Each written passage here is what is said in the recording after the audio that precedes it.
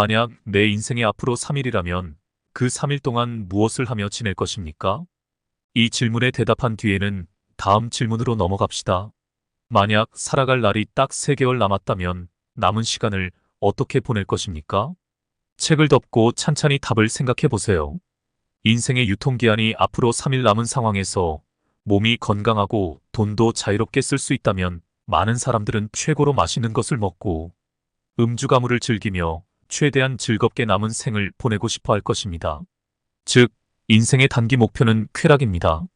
질문을 바꿔서 3일이 아니라 3개월이 남았다면 대답은 어떻게 달라질까요? 지금까지 단 한 번도 가보지 못한 낯선 곳에 가서 난생 처음 맛보는 여행의 즐거움을 누리고 싶다는 사람들이 압도적으로 많습니다. 이처럼 인생의 중기 목표는 일상에서의 탈출입니다. 그 시간이 3년이라면 어떨까요? 3년 동안 매일같이 폭식을 할 수도 없고 해외여행을 3년이나 다니는 사람도 드물 것입니다. 무엇보다 체력이 허락하지 않을 테니 그런 연휴에서인지 대부분의 사람들은 가족과 보내는 시간을 좀 더 소중히 여깁니다. 지금 하는 일을 꾸준히 해나가겠다고 대답한다면 요컨대 인생의 장기 목표는 변함없는 일상입니다. 아버지와 긴 이별 인사를 나눈 뒤 비로소 인생의 소중한 것들이 보이기 시작했습니다. 이전에는 가정을 살뜰하게 챙기지 않았을 뿐 아니라 모처럼 가족들과 함께 시간을 보낼 때도 짜증을 내기 일쑤였습니다. 눈앞에 쾌락을 좇고 일탈을 꿈꿨던 것이었습니다. 하지만 인생의 진정한 행복은 그리고 가장 중요한 목표는 소중한 가족들과 내 앞에 주어진 일이라는 사실을 아버지는 당신의 죽음을 통해서 나에게 가르쳐 주었습니다. 이런 깨달음을 얻고 그 뒤부터는 먹는 것도 마시는 것도 노는 것도 그리고 자는 것도 나에게는 모두 인생의 목적 자체가 아닌 단순히 업무로 지친 몸을 리셋하기 위한 수단으로 다가왔습니다. 따라서 매일 최상의 컨디션으로 일하기 위해 어느 정도의 휴식이 필요한지를 가장 먼저 생각하게 되었습니다. 프로야구 선수에게는 매일같이 안타를 치는 일상이 바로 인생의 목적이 되고 눈앞의 쾌락이나 일탈은 지나쳐가는 수단에 지나지 않습니다. 야구선수 이치로 선수가 매일 안타를 날려야 하듯이 나도 매일 같은 수술을 성공적으로 마쳐야 합니다. 아무리 풍부한 수술 경험을 쌓고 기술을 갈고 닦아도 의학은 마법이 아니며 나 역시 나약한 한 명의 인간일 뿐입니다. 그래서 조금만 긴장을 늦춰도 그리고 아주 사소한 실수를 범해도 환자에게는 치명적인 영향을 미칠 수 있습니다. 그렇기에 가벼운 오락거리나 기분 전환은 자제하고 매일을 차분히 준비해야 된다는 얘기입니다. 교육적으로 하루하루 최고의 컨디션을 발휘하며 주어진 일을 최선을 다해서 하는 것이 내 인생의 목표인 것입니다. 주어진 시간이 3년밖에 남지 않았다 하더라도 나는 내일도 모레도 또 마지막 날에도 오늘과 마찬가지로 환자를 돌보다 그렇게 가고 싶습니다. 이 간절한 바람을 이루기 위해 일일 일식을 지키고 일찍 자고 일찍 일어나는 규칙적인 습관을 하는 것입니다. 만약 나이보다 젊어 보이고 건강해 보인다면 그것은 어디까지나 일일 일식의 부산물에 지나지 않습니다. 날씬한 몸매와 번지르르한 겉모습이 인생의 목표는 아니라는 뜻입니다. 만약 일일 일식을 단순히 젊음을 유지하는 비결이나 다이어트 법으로 생각한다면 꾸준히 실천하기 어려울지도 모릅니다. 이는 당장 눈앞에 보이는 결과물에 집착해서 인생의 장기 목표를 도외시하기 때문입니다. 우리는 무엇 때문에 이 세상에 태어났고 무엇을 위해 살고 있을까요? 저마다 인생의 목표를 깨닫고 그 목표를 이루기 위해 최상의 컨디션을 도모했을 때 공복의 기적을 맛볼 수 있다고 나는 생각합니다. 인간은 공복에 대해서 알아야 먹는 것, 사는 것, 그것의 의미를 찾을 수 있다고. 더욱이 자신이 찾은 삶의 의미가 가족을 비롯해 주변 모든 사람들의 행복과 이어진다면 최고의 인생을 누릴 수 있을 것입니다. 이 책에서는 그 모든 바람을 담아 일일 일식에서 한 걸음 더 나아가 진정한 공복론을 전하고자 합니다. 며칠 동안 먹지 않고도 살 수 있는 인체 메커니즘은 탄수화물은 연소 효율이 나쁘고 또 무겁다는 것입니다. 따라서 하루에 필요한 에너지를 모두 탄수화물로 저장한다면 몸이 무거워서 움직이지 못할 것입니다. 반면에 지방은 물에 뜰 정도로 비중이 작고 1g당 국한된 열량을 가지며 연소 효율도 좋습니다. 그래서 우리 몸은 영양분을 지방으로 비축해두고 있는 것입니다. 따라서 인간에 보면 기름진 음식을 먹어도 뚱뚱해지고 밥을 먹어도 뚱뚱해지는 것입니다. 20년 전 38살 때 저는 체중이 80kg이 넘었습니다. 당연히 심장과 폐에 부담이 가해져서 매일 부정맥과 요통에 시달렸습니다. 하지만 1일 1식을 통해 체중이 60kg으로 줄어들자 하루가 가볍고 상태였습니다. 심장과 뼈를 2배로 키울 수 없다면 몸을 가볍게 만드는 체중 감량밖에 달리 방법이 없었습니다. 이와 같이 체중 감량을 통해 인체의 효율을 높이는 일은 오늘날의 현대인에게 절실한 문제입니다. 탄수화물을 에너지원으로 삼으면 에너지가 금세 소진되어 배가 고프고 결과적으로 하루에 몇 번씩이나 탄수화물을 섭취해야 합니다. 게다가 탄수화물이 연소될 때는 지방이 연소되지 않습니다. 하루 3끼를 꼬박꼬박 챙겨 먹어도 끊임없이 배가 고프고 노력해도 전혀 살이 빠지지 않는 것은 바로 이 때문입니다. 그래서 과감하게 하루에 한 끼 1일 1식을 추천합니다. 하루에 한 끼만 먹으면 바로 이용할 수 있는 탄수화물이 몸에 들어오지 않기 때문에 탄수화물 회로가 정지하고 지방 연소가 시작됩니다. 이때 몸에 불필요한 지방이 남아있는 한 먹지 않아도 생명에는 전혀 지장이 없습니다. 지구상의 생물은 굶주림에 맞서 치열하게 투쟁해왔습니다. 그런데 공복이 아닌 만복 상태에서는 굳이 뜨거운 생명력이 표출될 필요가 없습니다. 이런 상태가 지속되면 에너지의 씨앗이 움츠려들게 마련입니다. 요컨대 공복 상태일 때 비로소 생명력이 솟구치게 되는 것입니다. 배에서 꼬르륵 소리가 날 때 뇌에서는 젊음을 불러오는 호르몬인 성장 호르몬이 분비되어 지방을 연소시키고 피부와 점막을 젊게 만들어줍니다. 두 번째 꼬르륵 신호가 쓸 때는 노화 방지. 유전자인 시르투인 유전자가 발현하여 몸 안에 손상된 유전자를 복구시켜줍니다. 세 번째 꼬르륵 소리가 들릴 때는 지방세포에서 아디포넥틴이라는 장수 유전자가 분비되어 혈관을 막고 깨끗하게 정화시켜줍니다. 이런 결과들을 아울러 보면 1일 1식은 안티에이징 요법이라고 할 수 있습니다. 일을 하는 이유에 대해서 단순히 예뻐 보이고 싶어서 매력적인 사람이 되고 싶어서라고 대답한다면 이를 다시 생각해 줬으면 합니다. 이것의 진정한 목적은 매일매일 최고의 컨디션으로라는 것입니다. 인생에서 아무런 행복을 느끼지 못한다면 그것은 아무런 목적 없이 살고 있기 때문입니다. 무엇을 위해 태어났고 무엇을 위해 살고 있는지에 대한 진지한 고민이 없는 사람은 눈앞의 쾌락이나 일상에서의 탈출에만 시선을 고정합니다. 하지만 인생의 목적이 변화없는 일상에 있다는 사실을 깨닫게 되면 오늘 하루를 의미 없이 흘려보내지 않을 것입니다. 일을 대충 하지도 않고 가족을 홀대하지도 않을 것입니다.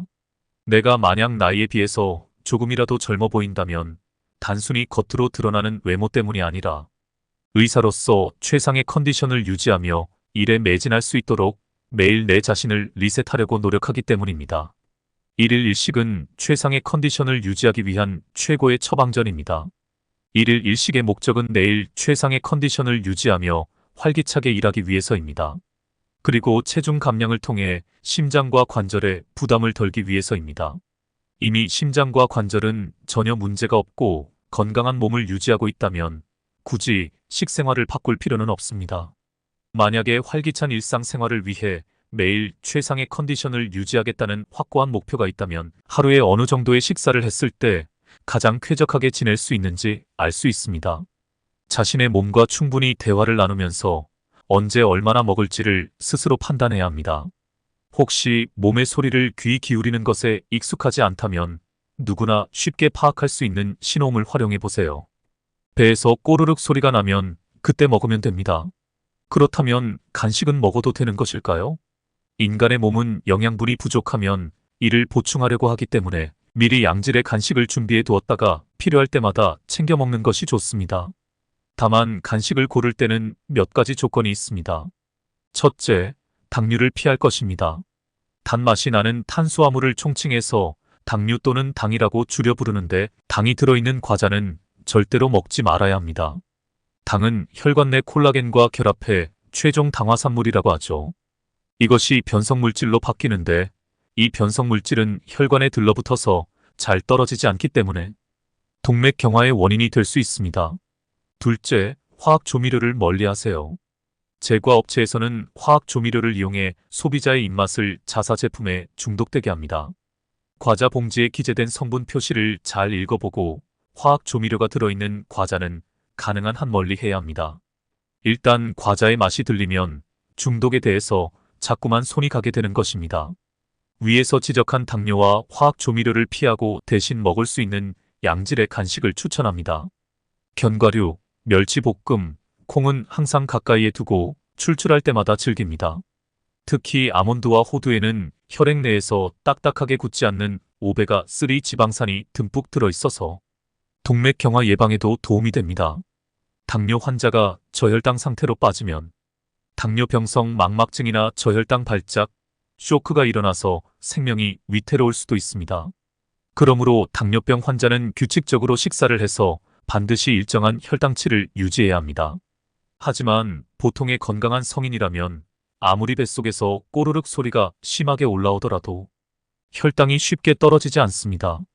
이는 인간의 몸이 항상성으로 유지되고 있기 때문입니다. 체온 조절 중추는 항상성의 대표적인 예로 환경이 변하더라도 체온을 일정하게 유지해줍니다. 마찬가지로 혈압도 일정하게 유지되고 있습니다. 물을 많이 마시면 피가 맑아집니다. 이런 이야기를 자주 듣지만 수분을 섭취할 때마다 혈액 농도가 달라진다면 정상적인 생명 유지가 불가능합니다. 물을 많이 마셔도 혈액량과 혈압은 항상 일정하게 유지됩니다. 혈당 역시 마찬가지입니다. 한두 끼 굶었다고 해서 혈당이 급격하게 떨어진다면 인간은 생명을 도전할 수 없을 것입니다. 실제로 공복 상황에서는 몸속의 모든 호르몬이 활동을 개시해서 우리 몸을 지켜줍니다. 하루 한 끼를 언제 먹어야 할까요? 인간은 본래 야행성 동물이 아닌 낮에 활동하는 동물입니다. 대략 새벽 4시부터 밤 8시까지는 교감신경이 우위에 있어서 업무에 가깝습니다. 이때 되는 흥분 상태가 되어 활동 쪽으로 움직입니다. 또한 심장 박동수가 빨라지고 혈관은 수축되기 때문에 혈압이 올라가고 체내 장기의 산소와 영양분이 활발하게 공급됩니다.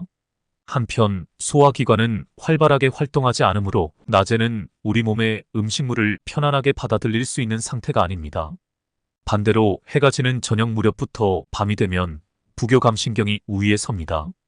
부교감신경은 뇌 활동을 억제해서 졸음을 불러오고 이때 혈압과 체내 대사도 모두 떨어져서 그때 사용하는 에너지를 조금씩 줄여나갑니다. 반면에 소화 흡수가 활발해져서 에너지를 사용하기보다는 비축해두는 모드로 전환됩니다. 식후에 졸음이 몰려드는 이유는 소화 흡수를 위해 부교감신경이 우위에 서기 때문입니다. 이는 자연의 섭리입니다.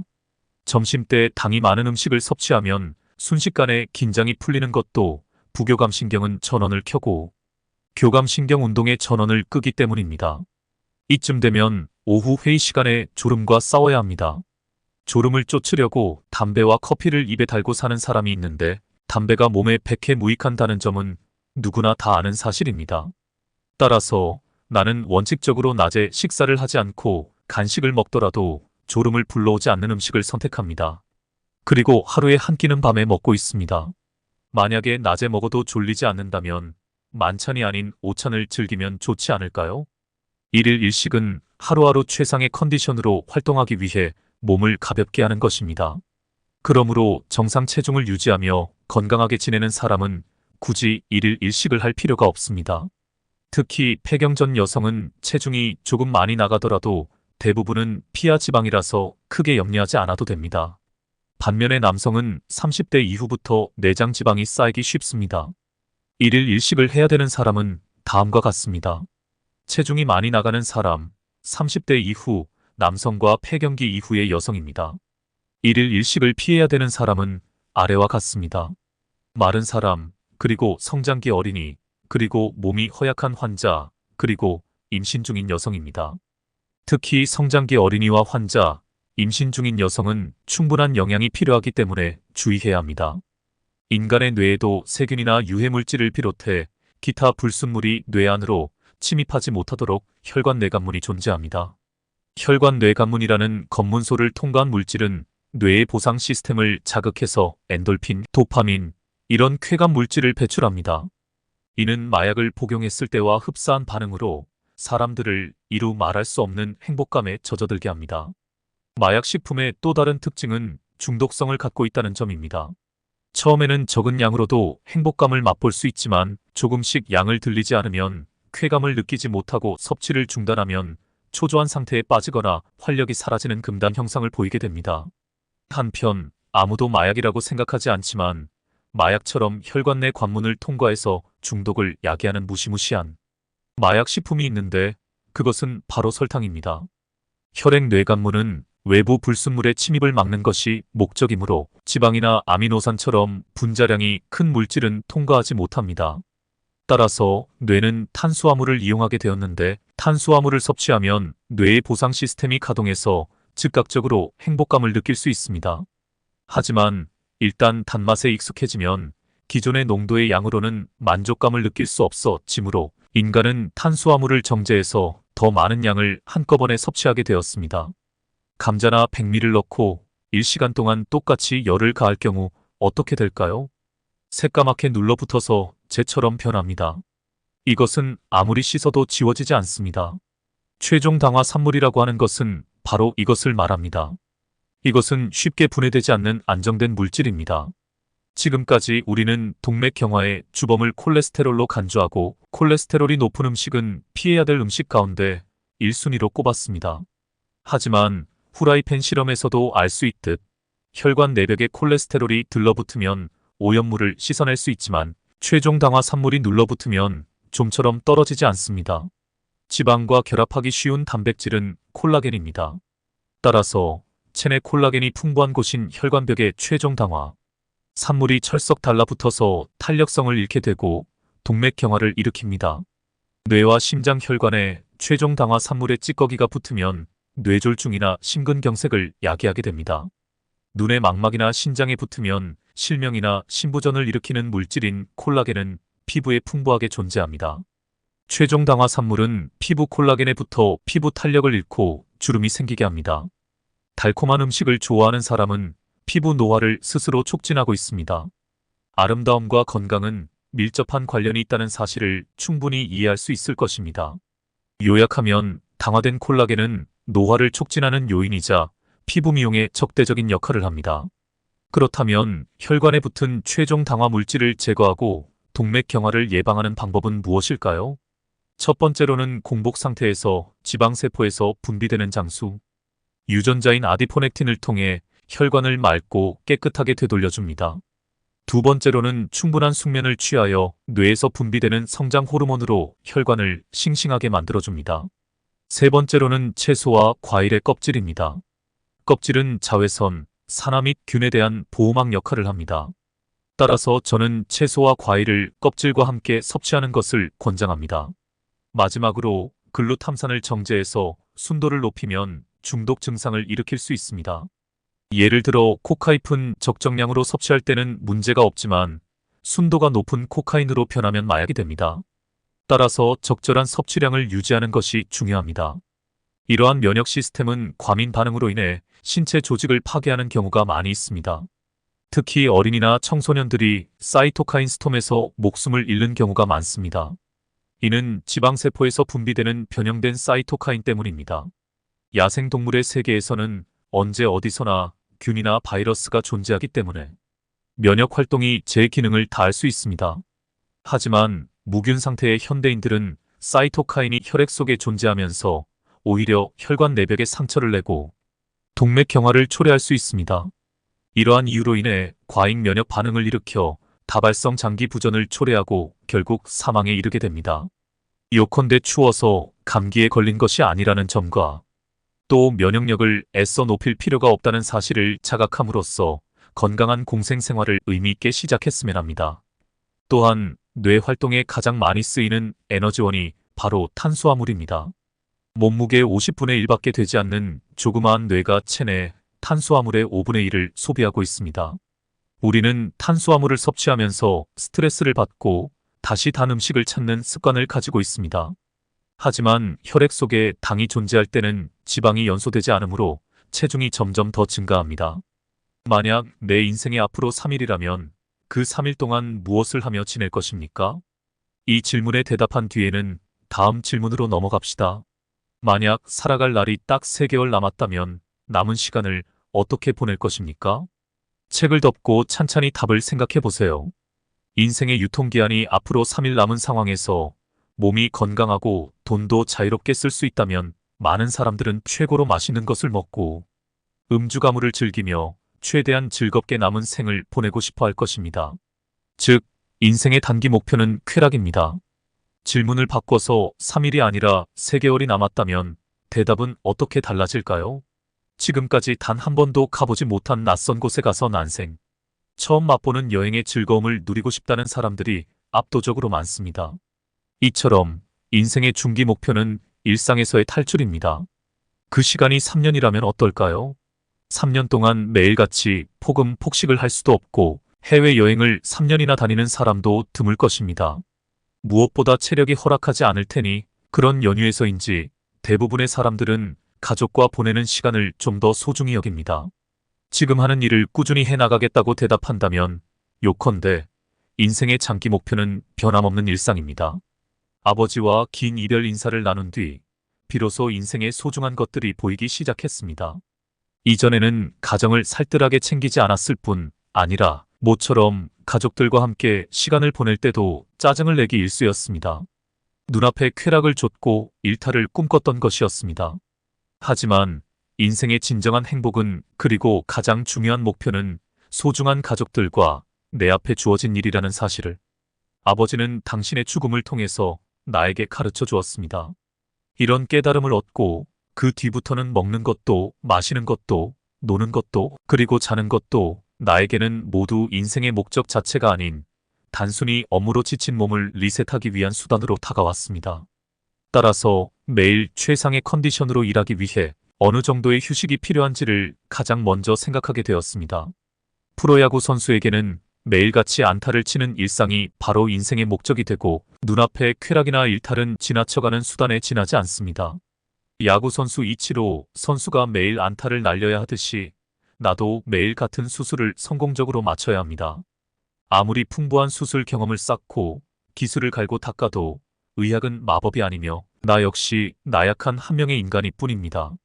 그래서 조금만 긴장을 늦춰도 그리고 아주 사소한 실수를 범해도 환자에게는 치명적인 영향을 미칠 수 있습니다. 그렇기에 가벼운 오락거리나 기분 전환은 자제하고 매일을 차분히 준비해야 된다는 얘기입니다. 교육적으로 하루하루 최고의 컨디션을 발휘하며 주어진 일을 최선을 다해서 하는 것이 내 인생의 목표인 것입니다. 주어진 시간이 3년밖에 남지 않았다 하더라도 나는 내일도 모레도 또 마지막 날에도 오늘과 마찬가지로 환자를 돌보다 그렇게 가고 싶습니다. 이 간절한 바람을 이루기 위해 일일 일식을 지키고 일찍 자고 일찍 일어나는 규칙적인 습관을 하는 것입니다. 만약 나이보다 젊어 보이고 건강해 보인다면 그것은 어디까지나 일일 일식의 부산물에 지나지 않습니다. 날씬한 몸매와 번지르르한 겉모습이 인생의 목표는 아니라는 뜻입니다. 만약 일일 일식을 단순히 젊음을 유지하는 비결이나 다이어트 법으로 생각한다면 꾸준히 실천하기 어려울지도 모릅니다. 이는 당장 눈앞에 보이는 결과물에 집착해서 인생의 장기 목표를 도외시하기 때문입니다. 우리는 무엇 때문에 이 세상에 태어났고 무엇을 위해 살고 있을까요? 저마다 인생의 목표를 깨닫고 그 목표를 이루기 위해 최상의 컨디션을 도모했을 때 공복의 기적을 맛볼 수 있다고 나는 생각합니다. 인간은 공복에 대해서 알아야 먹는 것, 사는 것, 그것의 의미를 찾을 수 있다고. 더욱이 자신이 찾은 삶의 의미가 가족을 비롯해 주변 모든 사람들의 행복과 이어진다면 최고의 인생을 누릴 수 있을 것입니다. 이 책에서는 그 모든 바람을 담아 일일 일식에서 한 걸음 더 나아가 진정한 공복론을 전하고자 합니다. 며칠 동안 먹지 않고도 살 수 있는 인체 메커니즘은 탄수화물은 연소 효율이 나쁘고 또 무겁다는 것입니다. 따라서 하루에 필요한 에너지를 모두 탄수화물로 저장한다면 몸이 무거워서 움직이지 못할 것입니다. 반면에 지방은 물에 뜰 정도로 비중이 작고 1g당 국한된 열량을 가지며 연소 효율도 좋습니다. 그래서 우리 몸은 영양분을 지방으로 비축해두고 있는 것입니다. 따라서 인간에 보면 기름진 음식을 먹어도 뚱뚱해지고 밥을 먹어도 뚱뚱해지는 것입니다. 20년 전 38살 때 저는 체중이 80kg이 넘었습니다. 당연히 심장과 폐에 부담이 가해져서 매일 부정맥과 요통에 시달렸습니다. 하지만 1일 일식을 통해 체중이 60kg으로 줄어들자 하루가 가볍고 상태였습니다. 심장과 뼈를 이배로 키울 수 없다면 몸을 가볍게 만드는 체중 감량밖에 달리 방법이 없었습니다. 이와 같이 체중 감량을 통해 인체의 효율을 높이는 일은 오늘날의 현대인에게 절실한 문제입니다. 탄수화물을 에너지원으로 삼으면 에너지가 금세 소진되어 배가 고프고 결과적으로 하루에 몇 번씩이나 탄수화물을 섭취해야 합니다. 게다가 탄수화물이 연소될 때는 지방이 연소되지 않습니다. 하루 3끼를 꼬박꼬박 챙겨 먹어도 끊임없이 배가 고프고 노력해도 전혀 살이 빠지지 않는 것은 바로 이 때문입니다. 그래서 과감하게 하루에 한 끼 1일 일식을 추천합니다. 하루에 한 끼만 먹으면 바로 이용할 수 있는 탄수화물이 몸에 들어오지 않기 때문에 탄수화물 회로가 정지하고 지방 연소가 시작됩니다. 이때 몸에 불필요한 지방이 남아있는 한 먹지 않아도 생명에는 전혀 지장이 없습니다. 지구상의 생물은 굶주림에 맞서 치열하게 투쟁해왔습니다. 그런데 공복이 아닌 만복 상태에서는 굳이 뜨거운 생명력이 표출될 필요가 없습니다. 이런 상태가 지속되면 에너지의 씨앗이 움츠려들게 마련입니다. 요컨대 공복 상태일 때 비로소 생명력이 솟구치게 되는 것입니다. 배에서 꼬르륵 소리가 날 때 뇌에서는 젊음을 불러오는 호르몬인 성장 호르몬이 분비되어 지방을 연소시키고 피부와 점막을 젊게 만들어줍니다. 두 번째 꼬르륵 신호가 쓸 때는 노화 방지. 유전자인 시르투인 유전자가 발현하여 몸 안에 손상된 유전자를 복구시켜줍니다. 세 번째 꼬르륵 소리가 들릴 때는 지방세포에서 아디포넥틴이라는 장수 유전자가 분비되어 혈관을 막고 깨끗하게 정화시켜줍니다. 이런 결과들을 아울러 보면 1일 일식은 안티에이징 요법이라고 할 수 있습니다. 일을 하는 이유에 대해서 단순히 예뻐 보이고 싶어서 매력적인 사람이 되고 싶어서라고 대답한다면 이를 다시 생각해 줬으면 합니다. 이것의 진정한 목적은 매일매일 최고의 컨디션으로라는 것입니다. 인생에서 아무런 행복을 느끼지 못한다면 그것은 아무런 목적 없이 살고 있기 때문입니다. 무엇을 위해 태어났고 무엇을 위해 살고 있는지에 대한 진지한 고민이 없는 사람은 눈앞의 쾌락이나 일상에서의 탈출에만 시선을 고정합니다. 하지만 인생의 목적이 변화없는 일상에 있다는 사실을 깨닫게 되면 오늘 하루를 의미 없이 흘려보내지 않을 것입니다. 일을 대충 하지도 않고 가족을 홀대하지도 않을 것입니다. 내가 만약 나이에 비해서 조금이라도 젊어 보인다면 단순히 겉으로 드러나는 외모 때문이 아니라 의사로서 최상의 컨디션을 유지하며 일에 매진할 수 있도록 매일 내 자신을 리셋하려고 노력하기 때문입니다. 1일 일식은 최상의 컨디션을 유지하기 위한 최고의 처방전입니다. 1일 일식의 목적은 내일 최상의 컨디션을 유지하며 활기차게 일하기 위해서입니다. 그리고 체중 감량을 통해 심장과 관절에 부담을 덜기 위해서입니다. 이미 심장과 관절은 전혀 문제가 없고 건강한 몸을 유지하고 있다면 굳이 식생활을 바꿀 필요는 없습니다. 만약에 활기찬 일상생활을 위해 매일 최상의 컨디션을 유지하겠다는 확고한 목표가 있다면 하루에 어느 정도의 식사를 했을 때 가장 쾌적하게 지낼 수 있는지 알 수 있습니다. 자신의 몸과 충분히 대화를 나누면서 언제 얼마나 먹을지를 스스로 판단해야 합니다. 혹시 몸의 소리를 귀 기울이는 것에 익숙하지 않다면 누구나 쉽게 파악할 수 있는 신호음을 활용해 보세요. 배에서 꼬르륵 소리가 나면 그때 먹으면 됩니다. 그렇다면 간식은 먹어도 되는 것일까요? 인간의 몸은 영양분이 부족하면 이를 보충하려고 하기 때문에 미리 양질의 간식을 준비해 두었다가 필요할 때마다 챙겨 먹는 것이 좋습니다. 다만 간식을 고를 때는 몇 가지 조건이 있습니다. 첫째, 당류를 피할 것입니다. 단맛이 나는 탄수화물을 총칭해서 당류 또는 당이라고 줄여 부르는데 당이 들어있는 과자는 절대로 먹지 말아야 합니다. 당은 혈관 내 콜라겐과 결합해 최종 당화산물이라고 하죠. 이것이 변성물질로 바뀌는데 이 변성물질은 혈관에 들러붙어서 잘 떨어지지 않기 때문에 동맥 경화의 원인이 될 수 있습니다. 둘째, 화학 조미료를 멀리하세요. 제과업체에서는 화학 조미료를 이용해 소비자의 입맛을 자사 제품에 중독되게 합니다. 과자 봉지에 기재된 성분 표시를 잘 읽어보고 화학 조미료가 들어있는 과자는 가능한 한 멀리 해야 합니다. 일단 과자의 맛이 들리면 중독에 대해서 자꾸만 손이 가게 되는 것입니다. 위에서 지적한 당뇨와 화학 조미료를 피하고 대신 먹을 수 있는 양질의 간식을 추천합니다. 견과류, 멸치볶음, 콩은 항상 가까이에 두고 출출할 때마다 즐깁니다. 특히 아몬드와 호두에는 혈액 내에서 딱딱하게 굳지 않는 오메가3 지방산이 듬뿍 들어있어서 동맥경화 예방에도 도움이 됩니다. 당뇨 환자가 저혈당 상태로 빠지면 당뇨병성 망막증이나 저혈당 발작, 쇼크가 일어나서 생명이 위태로울 수도 있습니다. 그러므로 당뇨병 환자는 규칙적으로 식사를 해서 반드시 일정한 혈당치를 유지해야 합니다. 하지만 보통의 건강한 성인이라면 아무리 뱃속에서 꼬르륵 소리가 심하게 올라오더라도 혈당이 쉽게 떨어지지 않습니다. 이는 인간의 몸이 항상성으로 유지되고 있기 때문입니다. 체온 조절 중추는 항상성의 대표적인 예로 환경이 변하더라도 체온을 일정하게 유지해줍니다. 마찬가지로 혈압도 일정하게 유지되고 있습니다. 물을 많이 마시면 피가 맑아집니다.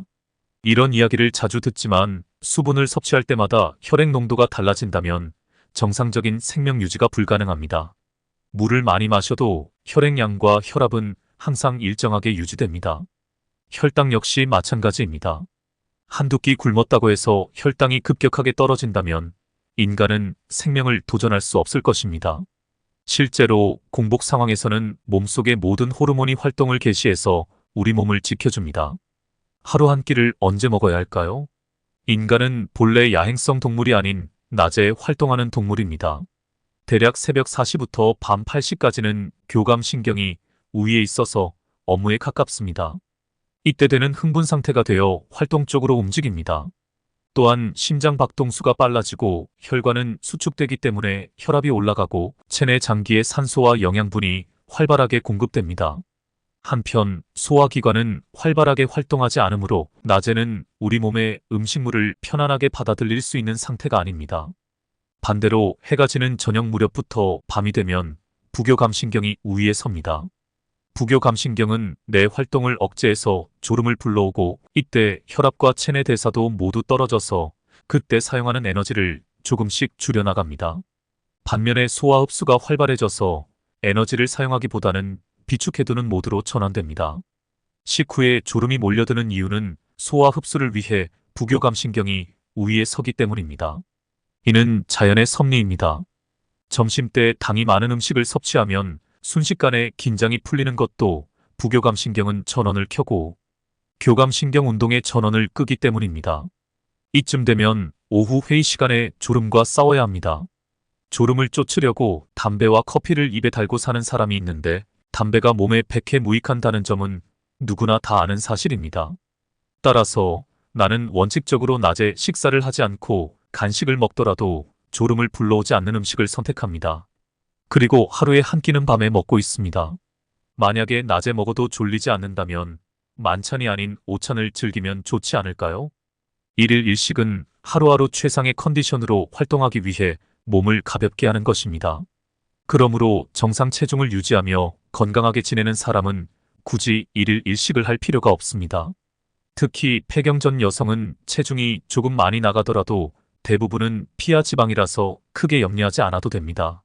반면에 남성은 30대 이후부터 내장 지방이 쌓이기 쉽습니다. 일일 일식을 해야 되는 사람은 다음과 같습니다. 체중이 많이 나가는 사람, 30대 이후, 남성과 폐경기 이후의 여성입니다. 일일 일식을 피해야 되는 사람은 아래와 같습니다. 마른 사람, 그리고 성장기 어린이, 그리고 몸이 허약한 환자, 그리고 임신 중인 여성입니다. 특히 성장기 어린이와 환자, 임신 중인 여성은 충분한 영양이 필요하기 때문에 주의해야 합니다. 인간의 뇌에도 세균이나 유해물질을 비롯해 기타 불순물이 뇌 안으로 침입하지 못하도록 혈관 뇌관문이 존재합니다. 혈관 뇌관문이라는 검문소를 통과한 물질은 뇌의 보상 시스템을 자극해서 엔돌핀, 도파민, 이런 쾌감 물질을 배출합니다. 이는 마약을 복용했을 때와 흡사한 반응으로 사람들을 이루 말할 수 없는 행복감에 젖어들게 합니다. 마약 식품의 또 다른 특징은 중독성을 갖고 있다는 점입니다. 처음에는 적은 양으로도 행복감을 맛볼 수 있지만 조금씩 양을 들리지 않으면 쾌감을 느끼지 못하고 섭취를 중단하면 초조한 상태에 빠지거나 활력이 사라지는 금단 형상을 보이게 됩니다. 한편 아무도 마약이라고 생각하지 않지만 마약처럼 혈관 내 관문을 통과해서 중독을 야기하는 무시무시한 마약 식품이 있는데 그것은 바로 설탕입니다. 혈액 뇌관문은 외부 불순물의 침입을 막는 것이 목적이므로 지방이나 아미노산처럼 분자량이 큰 물질은 통과하지 못합니다. 따라서 뇌는 탄수화물을 이용하게 되었는데 탄수화물을 섭취하면 뇌의 보상 시스템이 가동해서 즉각적으로 행복감을 느낄 수 있습니다. 하지만 일단 단맛에 익숙해지면 기존의 농도의 양으로는 만족감을 느낄 수 없어지므로 인간은 탄수화물을 정제해서 더 많은 양을 한꺼번에 섭취하게 되었습니다. 감자나 백미를 넣고 1시간 동안 똑같이 열을 가할 경우 어떻게 될까요? 새까맣게 눌러붙어서 젤처럼 변합니다. 이것은 아무리 씻어도 지워지지 않습니다. 최종 당화 산물이라고 하는 것은 바로 이것을 말합니다. 이것은 쉽게 분해되지 않는 안정된 물질입니다. 지금까지 우리는 동맥경화의 주범을 콜레스테롤로 간주하고 콜레스테롤이 높은 음식은 피해야 될 음식 가운데 1순위로 꼽았습니다. 하지만 후라이팬 실험에서도 알 수 있듯 혈관 내벽에 콜레스테롤이 들러붙으면 오염물을 씻어낼 수 있지만 최종 당화 산물이 눌러붙으면 좀처럼 떨어지지 않습니다. 지방과 결합하기 쉬운 단백질은 콜라겐입니다.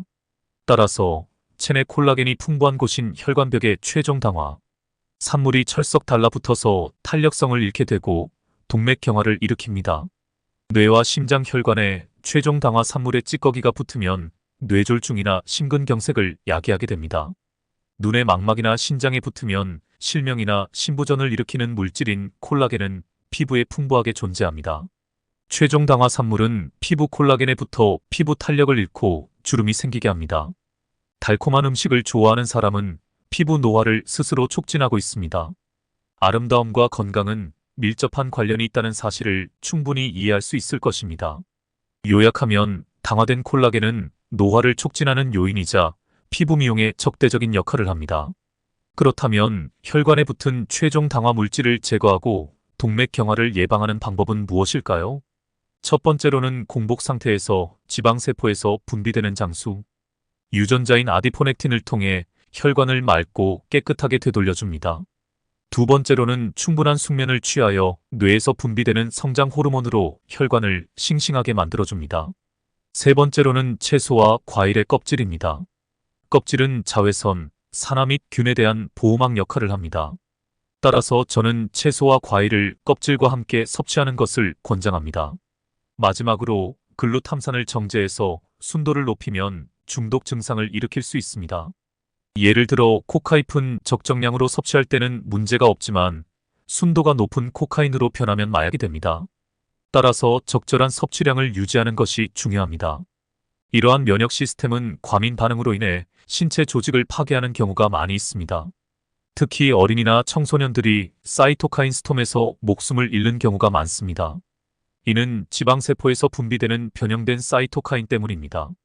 야생동물의 세계에서는 언제 어디서나 균이나 바이러스가 존재하기 때문에 면역 활동이 제 기능을 다할 수 있습니다. 하지만 무균 상태의 현대인들은 사이토카인이 혈액 속에 존재하면서 오히려 혈관 내벽에 상처를 내고 동맥경화를 초래할 수 있습니다. 이러한 이유로 인해 과잉 면역 반응을 일으켜 다발성 장기 부전을 초래하고 결국 사망에 이르게 됩니다. 요컨대 추워서 감기에 걸린 것이 아니라는 점과 또 면역력을 애써 높일 필요가 없다는 사실을 자각함으로써 건강한 공생생활을 의미 있게 시작했으면 합니다. 또한 뇌 활동에 가장 많이 쓰이는 에너지원이 바로 탄수화물입니다. 몸무게의 50분의 1밖에 되지 않는 조그마한 뇌가 체내 탄수화물의 5분의 1을 소비하고 있습니다. 우리는 탄수화물을 섭취하면서 스트레스를 받고 다시 단 음식을 찾는 습관을 가지고 있습니다. 하지만 혈액 속에 당이 존재할 때는 지방이 연소되지 않으므로 체중이 점점 더 증가합니다.